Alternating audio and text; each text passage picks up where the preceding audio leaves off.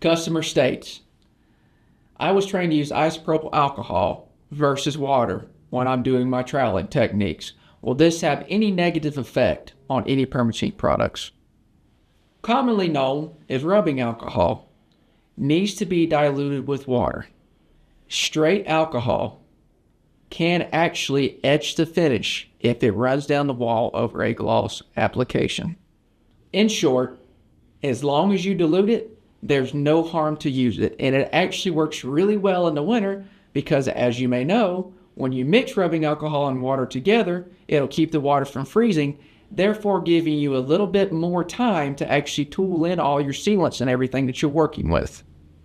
During the spring and summer months, you can also utilize dish liquid, i.e.